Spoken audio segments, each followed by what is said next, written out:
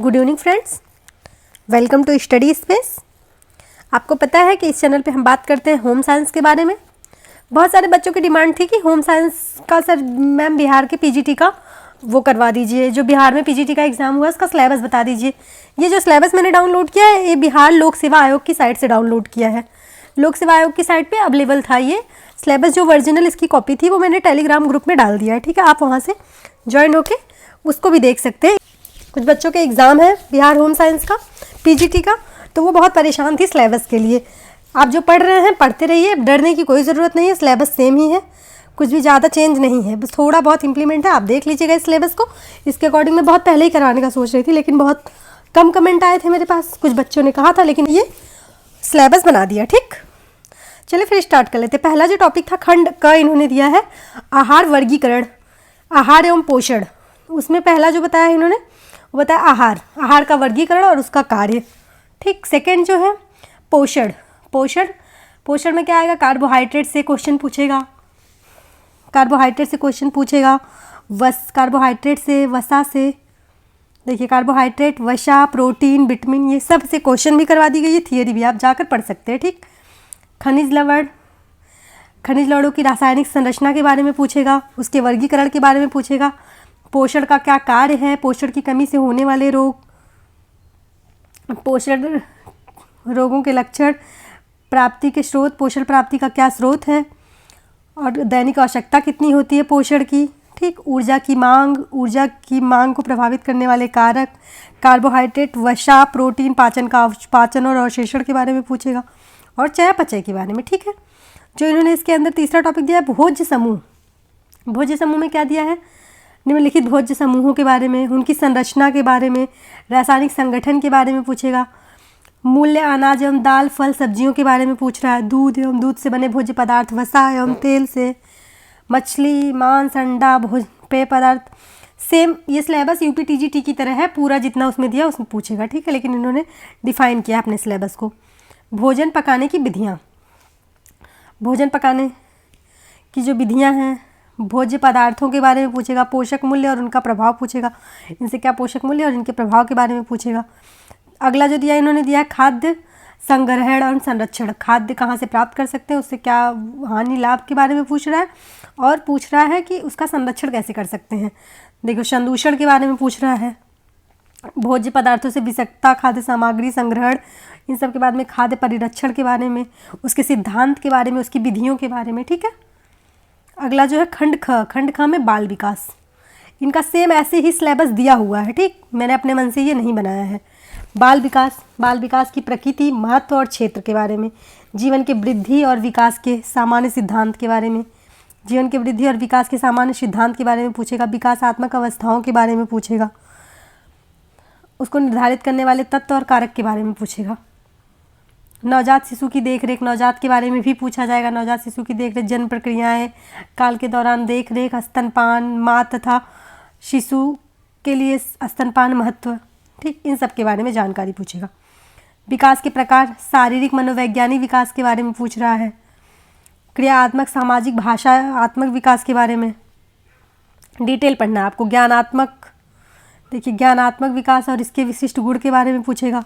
शैशवकाल के सामान्य रोगों का निवारण एवं प्रबंध, प्रतिरक्षण के सिद्धांत, इन सभी के सिद्धांतों के बारे में पूछेगा, ठीक है। डिटेल आपको पढ़ना है। खंड ग जो दिया इन्होंने आहार की दिया है, हम आहार पढ़ते हैं, इन्होंने आहार की दिया। आहार आयोजन, पहला जो इसमें टॉपिक दिया इन्होंने दिया है आहार आयोजन। आहार क्या होता है, आहार का सिद्धांत, आहार का आयोजन कैसे करते हैं, आहार आयोजन को प्रभावित करने वाले कारकों के बारे में भी पूछा जाएगा, ठीक है। नेक्स्ट जो दिया इन्होंने टॉपिक दिया है जीवन चक्र के विभिन्न अवस्थाओं के बारे में। जो जीवन चक्र की विभिन्न अवस्थाओं के दौरान आहार कैसे दिया जाता है, जैसे गर्भवती स्त्री को कौन सा आहार, जो स्तनपान करा रही है उनको कैसा आहार, विद्यालय पूर्व बच्चों को कैसा आहार, जो डिफाइन किया है उसमें से ही पूछेगा। किशोरावस्था में, वयस्क अवस्था के पुरुष को कैसा आहार, वृद्धावस्था में कैसा आहार, ठीक है। और उसका पोषकीय मान और मार्गदर्शन, उसका क्या पोषक मूल्य है और उसका मार्गदर्शक के बारे में पूछ रहा है, ठीक। अगला आहार चिकित्सा के सिद्धांत, के विषय में भी पूछा जाएगा आपसे। सामान्य आहार का रूपांतरण, पूर्ण तरल आहार के बारे में, अर्ध तरल, मृदु आहार, सब आहार में अंतर, जो भी सब आहार में कैसा आहार, मृदु आहार कौन सा होता है, तरल आहार कौन सा होता है, और अर्ध तरल आहार कौन सा होता है, सभी के बारे में आपसे पूछा जाएगा। ठीक है। विभिन्न परिस्थितियों एवं बीमारियों में आहार, किस बीमारी में कैसा आहार देना चाहिए, ये टॉपिक हम आपका करवा देंगे जल्दी ही। थियरी इसकी बची है, मतलब मधुमेह का आहार करवा दिया गया है, 1-2 टॉपिक इसमें बचा है, ये करवा देंगे।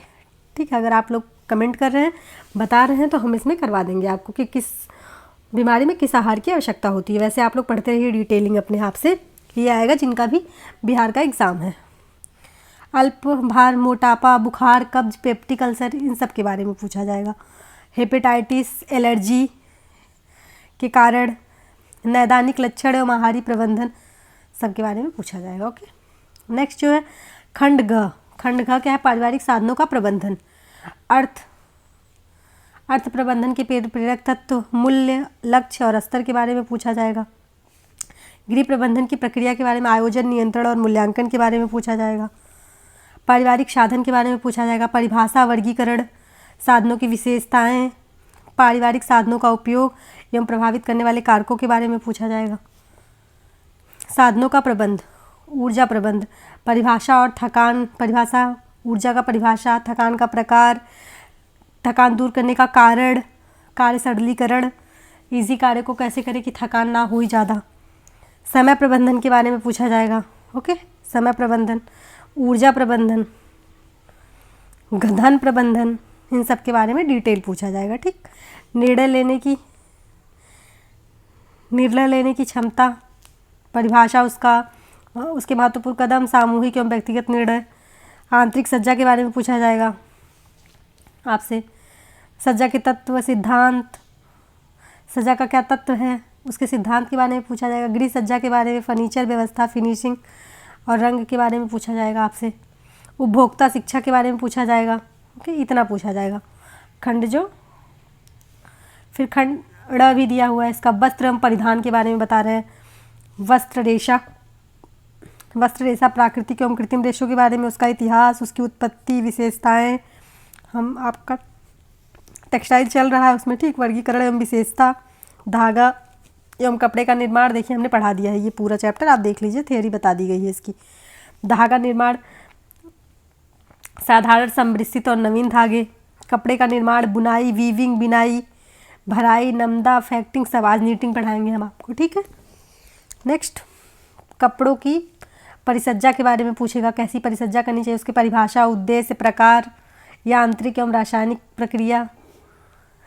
कपड़ों की देख रेख एवं संग्रह के बारे में, कपड़ों की कैसे देख रेख और संग्रह कर सकते हैं। ठीक। मरम्मत, दाग छुड़ाना, धुलाई, सुखाना, इस्त्री करना, संग्रह करना, सभी के बारे में। सिले कपड़े, सिलाए वस्त्र के बारे में, भारत के परंपरागत वस्त्र के बारे में पूछा जाएगा।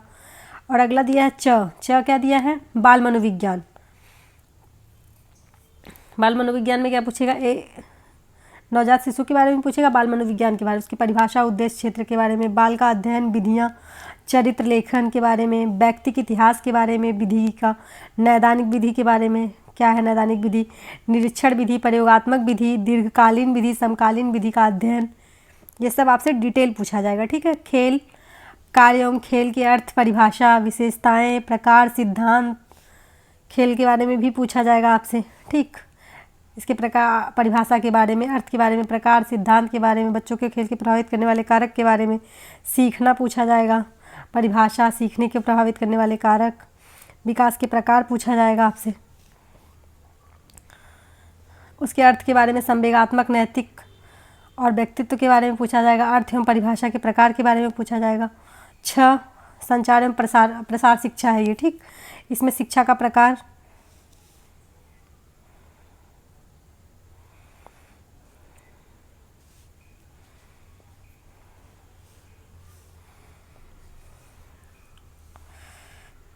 प्रसार शिक्षा के बारे में। ठीक। इसमें शिक्षा के प्रकार के बारे में पूछा जाएगा आपसे। अनौपचारिक, औपचारिक एवं गैर औपचारिक, औपचारिकेतर शिक्षा के बारे में पूछा जाएगा। प्रसार शिक्षा के बारे में, अर्थ, क्षेत्र, उद्देश्य, अर्थ के बारे में, क्षेत्र के बारे में, उद्देश्य के बारे में। ठीक। आवश्यकता, मार्गदर्शन के बारे में, मार्गदर्शन सिद्धांत के बारे में भी पूछा जाएगा आपसे, क्या उसका आवश्यकता है, मार्गदर्शन सिद्धांत है प्रसार शिक्षा का। संचार पूछा जाएगा, संचार की अर्थ, प्रकृति, परिभाषा। ओके। इसकी डिटेलिंग करनी है। प्रसार शिक्षण की विधियाँ के बारे में पूछा जाएगा। मैं ये टेलीग्राम ग्रुप में डालूंगी, आप वहाँ देख लीजिएगा। ठीक है। श्रवण दृश्य सामग्रियों के बारे में पूछा जाएगा। ग्रामीण समाजशास्त्र के बारे में पूछा जाएगा। इसका वर्गीकरण, महत्व, गुण और दोष, दृश्य श्रव्य सामग्रियों का चुनाव किस प्रकार करना है। ओके। और इसमें ग्रामीण जो समाज है उसके बारे में महत्व, उसका महत्व क्या है, ग्रामीण समाजशास्त्र की विशेषता क्या है, ग्रामीण विकास कार्यक्रम की विज्ञान की भूमिका क्या है, खंड जो ज है उसके बारे में पूछा जाएगा। परिवार की उत्पत्ति, परिभाषा, कार्य, प्रकार। ठीक। नेक्स्ट जो है एकांकी परिवार के बारे में पूछा जाएगा। एकाकी परिवार के बारे में, गुण और दोष और एकाकी का क्या है। परिवार के विकास का कारण, संयुक्त परिवार के बारे में। ठीक। परिवार के विकास का कारण, संयुक्त परिवार, परिवार टूटने का कारण, उसका गुण दोष, वर्गीकरण के बारे में आपसे पूछा जाएगा। विवाह के बारे में पूछा जाएगा। विवाह हमने एक देखिए आपको करवाया था, विवाह के बारे में पूरा सभी विवाह पढ़ाए थे, उसमें बिहार के लिए ही करवाया था, आप देख लीजिएगा वो वीडियो जाकर। उसकी उत्पत्ति, परिभाषा, क्रम, विकास का क्रम, विवाह, अभिप्रेत जीवन साथी का चुनाव, विलंब से शादी, ये सब के बारे में पूछा जाएगा। ठीक है। वैवाहिक समायोजन के बारे में भी आपसे पूछा जाएगा। समायोजन का अर्थ क्या होता है, वैवाहिक जीवन में समायोजन का अर्थ क्या होता है, आवश्यकता के बारे में पूछा जाएगा आपसे।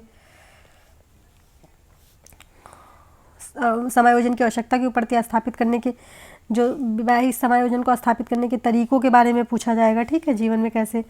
मानसिक स्वास्थ्य के बारे में आपसे पूछा जाएगा। मानसिक स्वास्थ्य क्या है, अर्थ पूछा जाएगा, उसका महत्व, परिभाषा, स्वास्थ्य के कारण, मानसिक समस्याएं दूर करने के मनोचिकित्सक उपाय, परामर्श सेवा की भूमिका, इन सब के बारे में डिटेलिंग पूछा जाएगा। महिलाओं की समस्याएं, इन्होंने अपनी एक डिटेल सिलेबस दिया हुआ है। ठीक है। इसके अकॉर्डिंग अगर आप तैयारी कर लेते हैं तो पक्का आपका सिलेक्शन कोई रोक नहीं पाएगा। महिलाओं पर अत्याचार, घरेलू हिंसा अधिनियम, अलगाव और एकल मातृत्व का सामना कर सकने, इस सब के बारे में एकदम डिटेल पूछेगा। ठीक। आप सिलेबस उठाइएगा, सिलेबस वाइज एक एक टॉपिक पढ़ लीजिएगा। अभिभावक बालक संबंध। ठीक। आप कहिए तो हम आपके लिए एक वीडियो बना देंगे इस बात पे कि कैसे तैयारी करें। ठीक है। वृद्धावस्था के बारे में पूछा जाएगा आपसे। वृद्धावस्था की अर्थ, परिभाषा, उनकी समस्याओं के बारे में, वृद्धों की क्या समस्याएं, उन्हें दूर करने के लोग, सरकारी और गैर सरकारी संस्थाओं की भूमिका, वृद्धावस्था में क्या होनी चाहिए, क्या होती है। ठीक है। देखिए आज के लिए बस इतना ही। हम ये जो सिलेबस आपको करवाएं, ये सिलेबस हम टेलीग्राम में डाल देंगे। अगर आप कहेंगे हमसे तो हम इस बात पे भी वीडियो बना देंगे कि तैयारी कैसे करें सिलेबस के अकॉर्डिंग। ठीक है। कितने दिन में कैसे तैयारी करें आपके एग्ज़ाम की। ओके। बहुत लोगों ने कमेंट किया था कि मैम प्लीज़ सिलेबस बता दीजिए। ओके। देखिए ये सिलेबस है बिहार पीजीटी एग्ज़ाम का। Thank you for watching this video. मिलते हैं नेक्स्ट क्लास में।